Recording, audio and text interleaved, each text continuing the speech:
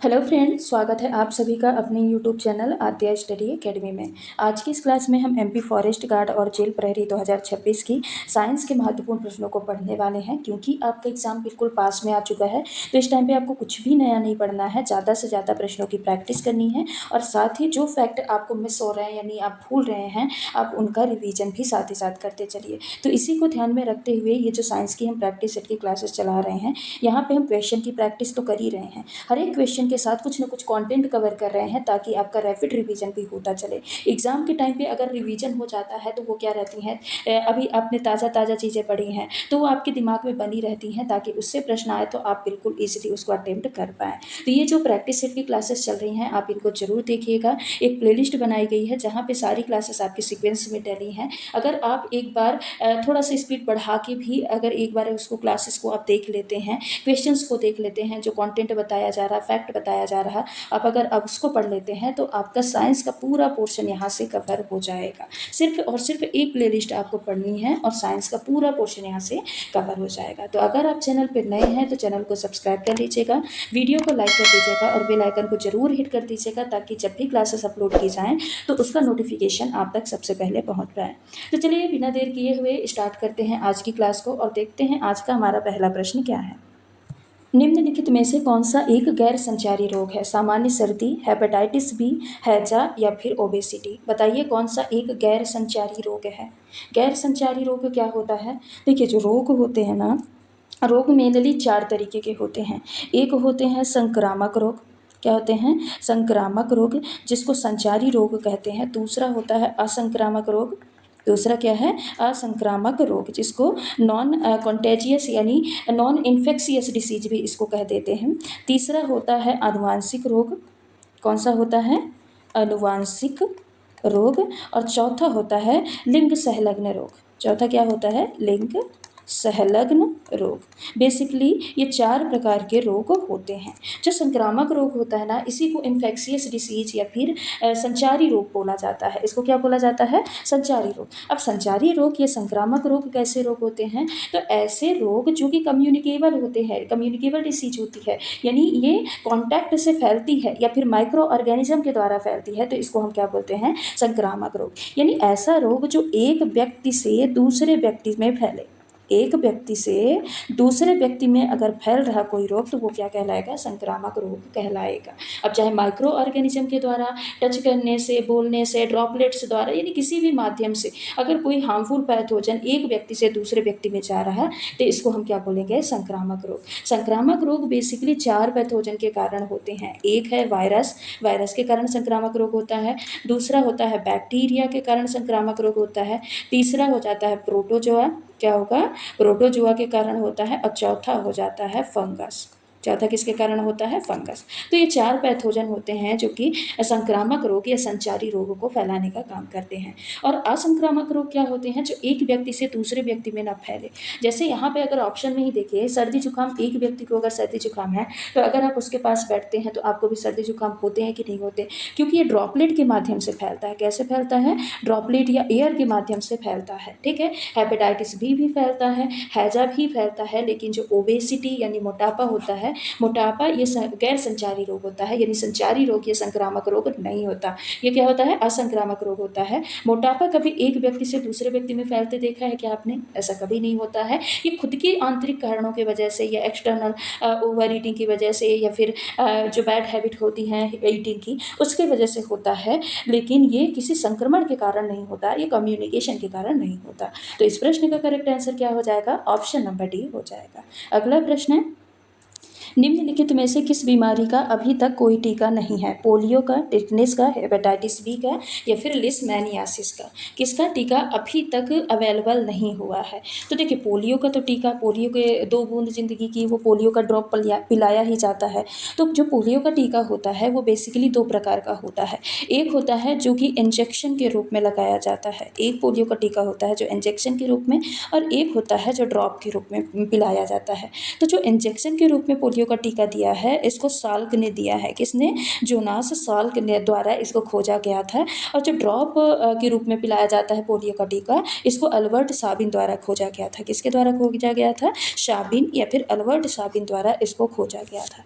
तो पोलियो का भी टीका होता है, दो फॉर्म में होता है, इंजेक्शन और ड्रॉप के फॉर्म में। टिटनेस का भी टीका होता है, जो टीपीटी का टीका होता है ना, इसको किस किस में यूज करते हैं? डिप्थीरिया में, पर्ट्यूसिस यानी जिसको खांसी बोलते हैं, काली खांसी, वो, और टिटनेस। तो जो डीपीटी का टीका होता है ये 3 रोगों के लिए इलाज में लिया जाता है। तो डीपीटी का टीका टिटनेस के लिए भी यूज किया जाता है। हेपेटाइटिस बी का भी टीका होता है, लेकिन लीशमैनियासिस जो रोग होता है ये एक प्रकार के परजीवी या फिर पैरासाइट जिसको हम बोल सकते हैं, तो पैरासाइट की वजह से होने वाला एक रोग है। इसको एक आंतरिक रूप में इसको एक और नाम से जाना जाता है, काला आजार। किस नाम से जाना जाता है? काला आजार। ये आपने ये नाम तो सुना ही होगा, जब आप रोग वाला टॉपिक पढ़ते हैं तो काला आजार रोग आपने सुना होगा। जो काला आजार होता है ये सैंड फ्लाई मक्खी की वजह से होता है। किसके वजह से होता है? सैंड फ्लाई मक्खी के वजह से होता है। तो लिस्मैनियासिस जो रोग है या काला आजार जो रोग है ये सैंड फ्लाई मक्खी की वजह से होता है, और इसका अभी तक कोई भी टीका नहीं अवेलेबल है, टीका नहीं है। तो इस प्रश्न का करेक्ट आंसर क्या हो जाएगा? ऑप्शन नंबर डी हो जाएगा। ठीक है, चलते हैं अगले प्रश्न पे। विटामिन ए का रासायनिक नाम क्या है? रेटिनॉल है, थायमीन है, टोकोफेरॉल है, या फिर बायोटीन है? ये आपका प्रीवियस ईयर क्वेश्चन है, आया हुआ प्रश्न है आपके जेल प्रहरी के एग्जाम में। अब बताइए विटामिन ए का रासायनिक नाम क्या होता है? तो हम सभी विटामिन को देख लेते हैं कि सभी विटामिनों का रासायनिक नाम क्या होता है। तो ए के बाद देख लेते हैं विटामिन सी, और उसके बाद विटामिन डी, और विटामिन, यहाँ पे सी नहीं, विटामिन ई लिख लेते हैं, vitamin E, vitamin D, vitamin के। ठीक है, विटामिन के। तो ये क्या हो जाएंगे? वसा में घुलनशील विटामिन हो जाएंगे, एडेक। और उसके अलावा हम लिख लेते हैं जल में घुलनशील विटामिन। तो जल में घुलनशील विटामिन तो होते हैं विटामिन बी और विटामिन सी। तो पहले सारे विटामिन बी कॉम्प्लेक्स लिख लेते हैं। तो विटामिन B1, B2, B3, और B3 के बाद क्या आ जाएगा? B5, फिर उसके बाद आ जाएगा B6 के बाद आ जाएगा B7, यहाँ पे नहीं लिखते, क्या आ जाएगा? B7, और B7 के बाद B8 नहीं होता, B9 होता है, फिर हो जाता है B12, लास्ट में क्या आ जाएगा? B12। तो ये विटामिन बी कॉम्प्लेक्स हो जाएंगे। और एक विटामिन और होता है विटामिन सी, तो यहीं पे लिख लेते हैं। अब सभी के रासायनिक नाम देखते हैं। तो विटामिन ए का रासायनिक नाम क्या होता है? रेटिनॉल। क्या होता है? रेटिनॉल। तो ये विटामिन ए का रासायनिक नाम हो जाएगा, ऑप्शन नंबर ए इस प्रश्न का करेक्ट आंसर हो जाएगा। उसके अलावा विटामिन ई का रासायनिक नाम क्या होता है? तो विटामिन ए का रासायनिक नाम होता है टोकोफेरॉल, ये विटामिन ई का रासायनिक नाम होता है। और विटामिन डी का रासायनिक नाम क्या होता है? तो विटामिन डी का रासायनिक नाम होता है कैल्सीफेरॉल। क्या होता है? कैल्सीफेरॉल होता है। और विटामिन के का रासायनिक नाम क्या होता है? तो इसका रासायनिक नाम होता है फिलोक्विनोन। क्या होता है? फिलोक्विनोन। तो ये विटामिन के का रासायनिक नाम होता है। और विटामिन सी का रासायनिक नाम एस्कॉर्बिक एसिड। क्या होता है? Ascorbic acid. तो ये सारे वसा में घुलनशील विटामिन और एक जल में घुलनशील विटामिनों के नाम हो गया। अब आ जाते हैं विटामिन बी कॉम्प्लेक्स में। तो विटामिन B1 का रासायनिक नाम थायमीन होता है। ये B1 का रासायनिक नाम लिखा है, ठीक है। B1 का रासायनिक नाम क्या होता है? थायमीन होता है। और B2 का रासायनिक नाम क्या होता है? राइबोफ्लेविन। क्या होता है? राइबोफ्लेविन होता है। और B3 का रासायनिक नाम क्या होता है? नियासिन। क्या होता है? नियासिन। B5 का रासायनिक नाम क्या होता है? पेंटाथेनिक। क्या होता है? Pantothenic acid. B6 का रासायनिक नाम होता है पैरिडॉक्सिन। क्या होता है? पायरिडॉक्सिन। ये B6 का रासायनिक नाम होता है। B7 का रासायनिक नाम बायोटीन होता है। क्या होता है? बायोटीन। जो हेयर ऑयल वगैरह होते हैं ना, उसमें बोलते हैं ना बायोटीन युक्त, तो उसमें विटामिन B7 ही पाया जाता है। अब विटामिन B9 का रासायनिक नाम क्या होता है? Folic acid. क्या होता है? Folic acid. जब प्रेग्नेंट जो औरतें होती हैं उनको फॉलिक एसिड के सप्लीमेंट्स दिए जाते हैं। और विटामिन B12 का रासायनिक नाम क्या होता है? विटामिन B12 का रासायनिक नाम होता है साइनोकोबालामिन। क्या बोला जाता है इसको? कोबालामिन या फिर साइनोकोबालामिन बोला जाता है। इसको कोबालामिन इसलिए बोला जाता है क्योंकि ये कोबाल्ट कंटेनिंग विटामिन होता है। कैसा होता है? कोबाल्ट कंटेनिंग विटामिन होता है। ठीक है, बाकी इस प्रश्न का करेक्ट आंसर क्या होगा बताइए? इस प्रश्न का correct answer option number first retinol हो जाएगा। अगला प्रश्न है, एनोडीकरण में निम्नलिखित में से कौन से तत्व को ऑक्सीकृत किया जाता है? जस्ता को, एल्यूमिनियम को, लेड को या फिर पारा को? किसको ऑक्सीडाइज करके एक परत चढ़ाई जाती है? तो देखिए एनोडीकरण क्या है? एनोडीकरण क्या है सबसे पहले आपको ये पता होना चाहिए। तो एनोडीकरण एक प्रोसेस होती है जिसमें जो धातु की सतह होती है ना, कोई भी मेटल है, मेटल की सतह पर ऑक्साइड की एक सुरक्षात्मक परत चढ़ाई जाती है। ठीक है, इसी प्रक्रिया को क्या बोलते हैं? एनोडीकरण कहा जाता है। ठीक है, कुल मिला के धातु को विद्युत अपघटन के लिए सेल में एनोड बनाया जाता है, इसी को क्या बोला जाता है? एनोडीकरण की प्रोसेस बोला जाता है। अब जो सबसे अधिक एनोडीकरण होता है वो किसका होता है? एल्यूमिनियम का होता है। यानी सबसे अधिक धातुओं में अगर परत चढ़ाई जाती है तो किसकी चढ़ाई जाती है? एल्यूमिनियम की चढ़ाई जाती है। अब एल्यूमिनियम के ही ऑक्साइड का फॉर्मेशन क्यों किया जाता है, यानी इसी की परत क्यों चढ़ाई जाती है? क्योंकि जो एल्यूमिनियम होता है ना, वो जंग से बचाने का काम करता है, प्रोटेक्ट करता है, और साथ ही कोई भी धातु है, मेटल को स्ट्रॉन्ग बनाता है, मजबूत बनाने का काम करता है। और एल्यूमिनियम कैसा होता है? चमकदार होता है। कैसा होता है? चमकदार होता है और अट्रैक्टिव होता है। कैसा होता है? अट्रैक्टिव होता है। इसीलिए ज़्यादातर एल्यूमिनियम के ही ऑक्साइड बनाए जाते हैं, यानी एल्यूमिनियम की ही परत चढ़ाई जाती है। तो इस प्रश्न का correct answer option number B हो जाएगा। अगला प्रश्न है, निम्नलिखित में से किसे सामान्यतः भूरे शैवाल के रूप में जाना जाता है? क्लोरोफाइसी, फियोफाइसी, रोडोफाइसी या फिर ब्रायोफाइट? किसको भूरे शैवाल के नाम से जाना जाता है? इस प्रश्न को हम पहले भी कर चुके हैं, फिर भी एक बार क्विक रिवीजन कराना था क्योंकि हर एक शिफ्ट में ये प्रश्न तो जरूर रिपीट हुआ है। देखिए जो क्लोरोफाइसी होता है, इसमें क्लोरोफिल पिगमेंट पाया जाता है। क्या पाया जाता है? क्लोरोफिल इसमें पिगमेंट पाया जाता है, इसीलिए इसको क्लोरोफाइसी बोला जाता है। क्लोरोफिल ए और बी पाया जाता है, और क्लोरोफिल के प्रेजेंस के कारण इसका कलर कैसा होता है? ग्रीन रंग का होता है, हरे कलर का होता है। इसीलिए भोजन को फॉर्मेशन यानी फोटोसिंथेसिस का काम करते हैं, और फोटोसिंथेसिस के अलावा भोजन को स्टार्च के रूप में स्टोर करने का भी काम करते हैं, यानी प्रकाश संश्लेषण भी करेंगे और उसके भोजन जो बनेगा उसको स्टोर करने का भी काम करते हैं। ये अधिकतर पाए कहाँ पे जाते हैं? तो ये अधिकतर मीठे पानी में, अच्छे पानी में, प्योर वाटर में पाए जाते हैं। दूसरा आ जाते हैं फियोफाइसी। फियोफाइसी क्या होते हैं? इसमें एक पिगमेंट पाया जाता है जिसके कारण ये भूरे कलर के दिखाई देते हैं। तो कौन सा पिगमेंट पाया जाता है? फ्यूकोजेंथिन। कौन सा पिगमेंट पाया जाता है? फ्यूकोजेंथिन पिगमेंट पाया जाता है। फ्यूकोजेंथिन पिगमेंट की प्रेजेंस के कारण इसका रंग कैसा हो जाता है? भूरा रंग का हो जाता है। ठीक है, और ये अधिकतर कहाँ पे पाए जाते हैं? समुद्र में पाए जाते हैं, और आकार में कैसे होते हैं? बड़े बड़े से होते हैं। आकार में कैसे होते हैं? बड़े होते हैं। अगला आ जाते हैं रोडोफाइसी। रोडोफाइसी क्या होता है? रोडोफाइसी में इसमें एक पिगमेंट पाया जाता है जिसके कारण से ये लाल रंग के दिखाई देते हैं। लेकिन कौन सा पिगमेंट पाया जाता है? फाइकोएरिथ्रिन पिगमेंट पाया जाता है। कौन सा पिगमेंट पाया जाता है? फाइकोएरिथ्रिन पिगमेंट पाया जाता है, जिसके कारण से इनका रंग कैसा हो जाता है? इनका रंग लाल रंग का हो जाता है। साथ ही ये समुद्र की गहराई में पाए जाते हैं। कहाँ पे पाए जाते हैं? समुद्र की गहराई में पाए जाते हैं। और इनका काम क्या है? जो अगर बनाना होता है ना, तो रोडोफाइसी का ही उपयोग किया जाता है। तो अगर पूछ लिया जाए कि अगर के फॉर्मेशन में किसका उपयोग किया जाता है, तो रोडोफाइसी। या फिर ये भी बोल सकता है कि जो अगर है किस में आता है, किसके अंतर्गत आता है? तो रोडोफाइसी के अंतर्गत आता है। अगला आ जाते हैं ब्रायोफाइट। ब्रायोफाइट क्या है? ये शैवाल ही नहीं है, बल्कि ये स्थल में रहने वाले पौधे हैं। कैसे? स्थल में रहने वाला स्थल पौधों का एक सिंपल सा ये समूह होता है।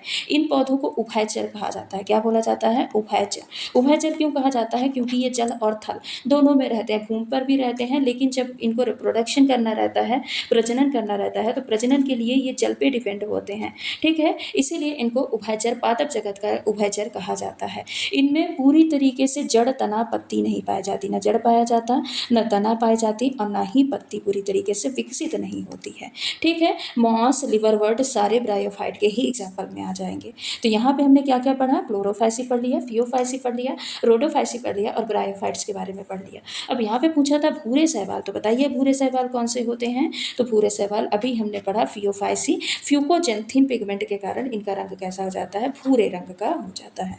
ठीक है, अगला प्रश्न है, पृथ्वी के केंद्र पर किसी पिंड का भार कितना होता है? शून्य होता है, जैसा कि पृथ्वी की सतह पर पाया जाता है, पृथ्वी की सतह से कम होता है, या पृथ्वी की सतह से अधिक होता है? तो बताइए यहाँ पे क्या पूछा है?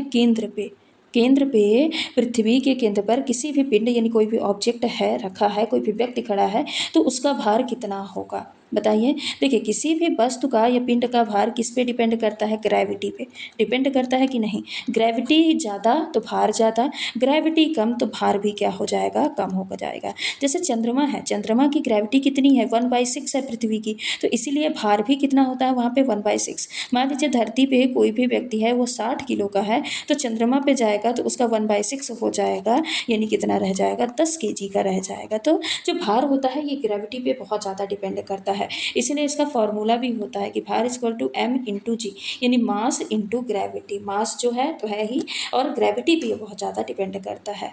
ठीक है, अब देखिए क्या होता है, जो पृथ्वी के केंद्र पर क्या होता है, चारों तरफ से जो बल होता है गुरुत्वाकर्षण बल वो बराबर लगता है। पृथ्वी के केंद्र पर अगर हम खड़े हैं तो चारों तरफ से गुरुत्वाकर्षण बल बराबर लगेगा, और जितना भी बल लग रहे हैं चारों तरफ से गुरुत्वाकर्षण बल, ये क्या करते हैं? एक दूसरे को संतुलित कर देते हैं, बैलेंस कर देते हैं, इन्हें न्यूट्रल कर देते हैं। यहाँ पे ऐसा लगता है जैसे कोई बल ही नहीं लग रहा है। और जब गुरुत्वाकर्षण बल ही जीरो हो जाएगा, यानी ऐसा लगेगा कि जब कोई भी ग्रेविटी फोर्स ही नहीं लगा रही है, तो बताइए क्या भार होगा? क्योंकि भार ग्रेविटी पे डिपेंड करती है। तो जब ग्रेविटी ही जीरो हो जाएगी, यानी जी की वैल्यू यहाँ पे क्या हो जाएगी? जीरो। तो डब्ल्यू बराबर क्या आ जाएगा? जीरो, क्योंकि एम कितना भी हो अगर जीरो से मल्टीप्लाई करेंगे तो क्या आ जाएगा? जीरो। तो इस प्रश्न का correct answer option number first हो जाएगा। अगला प्रश्न है, डैश डैश के परिणाम स्वरूप एल्काइल हैलाइड्स में ध्रुवीकृत कार्बन हैलोजन बॉन्ड होते हैं। हैलोजन परमाणु की तुलना में कार्बन की उच्च वैद्युत ऋणात्मकता, कार्बन की तुलना में हैलोजन परमाणु की उच्च वैद्युतीय ऋणात्मकता, हैलोजन परमाणु की इलेक्ट्रॉन दान करने की प्रवृत्ति, हैलोजन परमाणु पर आंशिक धनात्मक आवेश और कार्बन पर आंशिक ऋणात्मक आवेश। बताइए इस प्रश्न का करेक्ट आंसर क्या हो जाएगा? तो इस प्रश्न का correct answer option number B होगा। कार्बन की तुलना में हैलोजन परमाणु की उच्च विद्युतीय ऋणात्मकता के कारण ही एल्काइल हैलाइड्स में ध्रुवीकृत कार्बन हैलोजन बॉन्ड का फॉर्मेशन होता है। तो इस प्रश्न का correct answer option number B हो जाएगा। अगला प्रश्न है, जैविक खेती के समर्थक किस प्रथा को हतोत्साहित करते हैं? जैविक खाद, संग्रहित पानी, कटाई में आधुनिक प्रौद्योगिकियां और रासायनिक उर्वरक। किसको मतलब ये बोलते हैं कि इसका यूज नहीं करना चाहिए? जैविक खेती जो करते हैं वो कौन से जैविक खाद को बोलते हैं कि इसका यूज नहीं करना चाहिए? पानी को संग्रहित नहीं करना चाहिए ऐसा बोलते हैं, कटाई में आधुनिक प्रौद्योगिकी का उपयोग नहीं करना चाहिए ऐसा बोलते हैं, फिर रासायनिक उर्वरक का उपयोग नहीं करना चाहिए।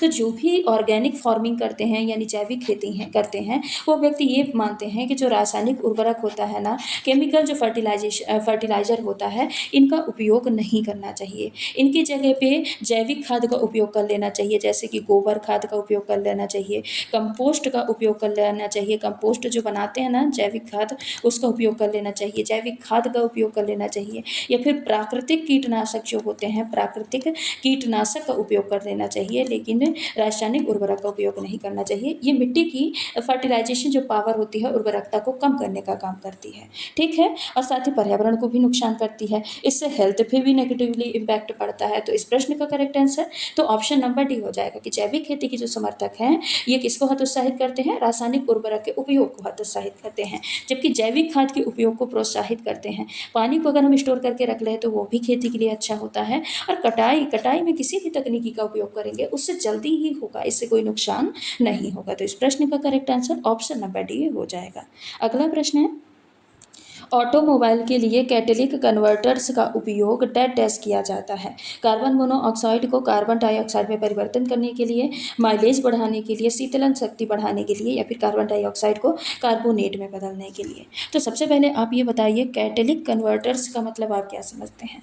तो जब भी जो वाहन है, वाहन के आप देखिए एग्जॉस्ट सिस्टम में एक उपकरण लगा होता है जिसको कैटेलिक कन्वर्टर्स कहा जाता है। अब इसका काम क्या होता है, जो भी हानिकारक गैस ऑटोमोबाइल से यानी वाहन से निकलती हैं, कोई भी हानिकारक गैस है वो वाहन से निकली तो ये क्या करेंगे, उस हानिकारक गैस को कम हानिकारक गैस में बदल देते हैं। ये नहीं कि ख़त्म ही कर देते हैं, कम हानिकारक गैस के रूप में उसको परिवर्तित कर देते हैं। जैसे कि मान लीजिए जब भी वाहन चलते हैं तो उससे कार्बन मोनोऑक्साइड निकलता है, CO निकलता है, तो ये क्या करेंगे, कार्बन मोनोऑक्साइड को ऑक्सीजन से जोड़ेंगे, हाइड्रोजन से नहीं ऑक्सीजन से जोड़ेंगे और CO2 का फॉर्मेशन कर देंगे, यानी कार्बन डाइऑक्साइड में बदल देंगे। अब कार्बन मोनोऑक्साइड की अपेक्षा कार्बन डाइऑक्साइड जो है ये क्या होती है, कम खतरनाक होती है। ठीक है, तो इस प्रश्न का correct answer option number first ही हो जाएगा कि कार्बन मोनोऑक्साइड को कार्बन डाइऑक्साइड में परिवर्तित करने के लिए ऑटोमोबाइल के लिए जो कैटलिक कन्वर्टर्स हैं इनका उपयोग किया जाता है। ठीक है, तो इस प्रश्न का correct answer option number first हो जाएगा।